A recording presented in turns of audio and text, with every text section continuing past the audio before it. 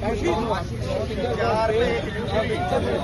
Side हो जाइए, आप लोग साइड हो जाइए। आप तस्वीरों में देख सकते हैं कि जो उन्नाव रेप केस की विक्टिम है वो यहाँ पर इंडिया गेट पर धरना प्रदर्शन कर रही थी। जैसे ही देखा गया कि कुलदीप सिंह सेंगर को दिल्ली हाईकोर्ट द्वारा बेल दी जाती, उसके बाद योगिता बेहाना विक्टिम और उनकी जो मदर थे वो यहाँ पर पहुंचते हैं, इंडिया गेट पर पहुंचते अपना धरना प्रदर्शन करने के लिए पहुंचते हैं।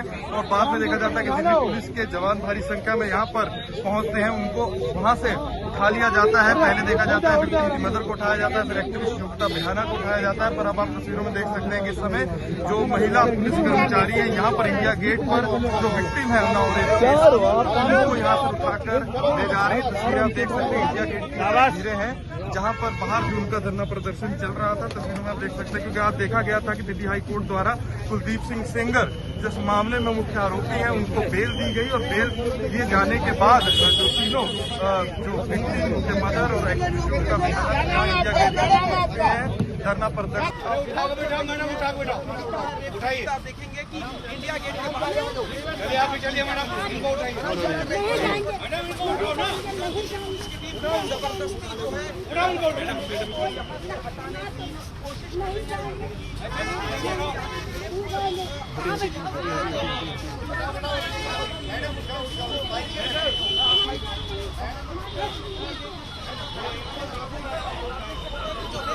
परिवार वाले लोग हैं, लोगों को फिलहाल इंडिया गेट के बाहर चलो पीछे चलो,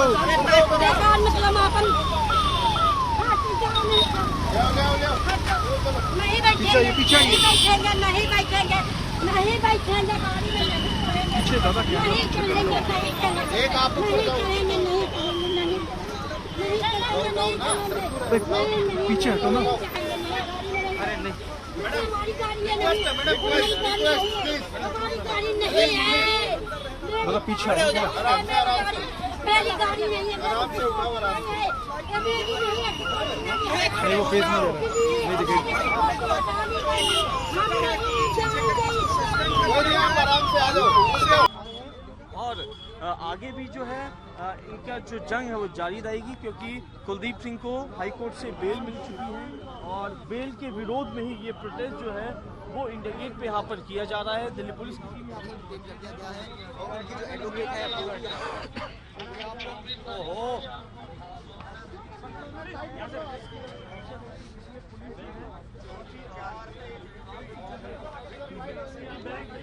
चलो चलो चलो उधर से आओ।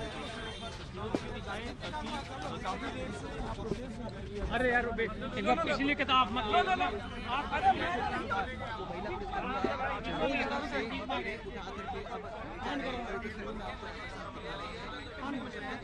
आराम से ऊपर उठा लो।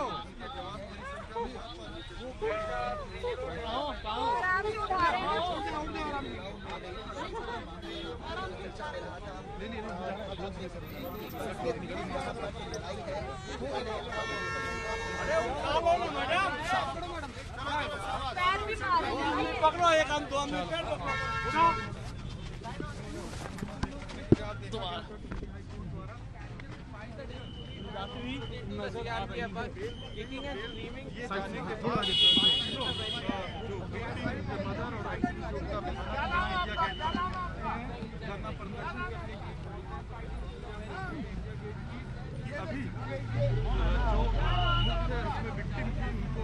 उधर चलो, उधर चलो, उधर चलो, उधर चलो। मेरा यही सभी भाइयों बहनों से यही कहना है, सभी देश के वासियों से यही कहना है कि आज मैं गई थी हाई कोर्ट गई थी, मैंने जजमेंट सुना, हमें बहुत दुख हुआ।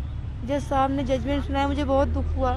मुझे लगा कि मैं यहीं पे सुसाइड कर लूँ अपना, लेकिन मैंने अपने बच्चों के बारे में सोचा, मैंने अपने परिवार के बारे में सोचा, इसलिए कुछ हिम्मत नहीं किया। लेकिन हमारे साथ में अन्याय हुआ है, जो भी हुआ है अन्याय हुआ है। पहले मेरे चाचा की बेल खारिज हो गई, उसके बाद में पैरोकार गवाहों की सुरक्षा हटा दी गई, फिर उसके बाद में ठीक है इनको जजमेंट हुआ है, लेकिन बहस होने के 2-3 दिन बाद जजमेंट होता तो सबको पता चलता ना। ये जजमेंट 3 महीने बाद हुआ है ताकि सारा सेटलमेंट करके तब जजमेंट हुआ है। ताकि चुनाव आ रहे हैं, इलेक्शन आ रहा है, इसलिए उनको बाहर निकाला गया ताकि वो अपनी पत्नी को खड़ा करके चुनाव लड़ सके, उनकी पत्नी चुनाव लड़ सके। ऐसे रेप के आरोपी अगर बाहर आएंगे तो देश की बेटियां कैसे सुरक्षित रहेंगी, हम कैसे सुरक्षित रहेंगे, हमारे बच्चे कैसे सुरक्षित रहेंगे, परिवार कैसे सुरक्षित रहेगा, मेरे गवाह पैरोकार सब कैसे सुरक्षित रहेंगे। सब आज सुरक्षित हो जाएंगे। हमारी घटना नहीं, बहुत देश की बेटियां हैं जो रेप करके बेटियों को मार देते हैं। क्या हमारे जिंदा रहने का यही मकसद है क्या कि रेप के आरोपी को बरी कर दिया गया है, कोर्ट से जमानत दे दी गई है। हमारे साथ बहुत अन्याय हुआ, इनको जेल, इनकी जमानत कैंसिल कराई जाए और ताकि इनको जेल भेजा जाए। मेरा यही रिक्वेस्ट है। मुझे सुप्रीम कोर्ट पे आंख बंद करके भरोसा है कि इनकी बेल को खारिज करेगा। उनके बाहर आने से आपको भी किसी प्रकार का खतरा महसूस हो रहा है? जी, हमें खतरा महसूस, उनको सुरक्षा क्या है। मैंने बहुत केस देखा है, बहुत हादसे देखती हूँ कि यहाँ पे विक्टिम सीआरपीएफ के जवान शहीद हो रहे हैं, मारे जा रहे हैं, मार दिए जा रहे हैं। तो मेरे साथ 5 लोग चलते, उनके लिए कुछ नहीं है।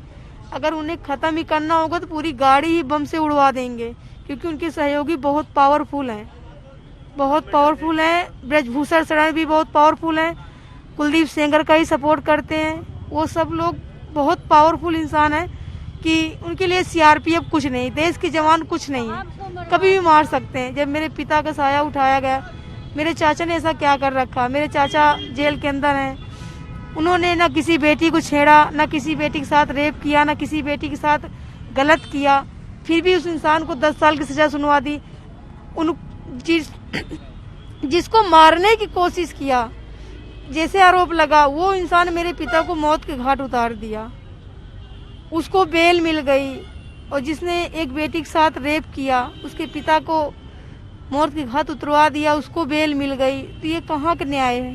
ये तो अन्याय हुआ है हमारे साथ में।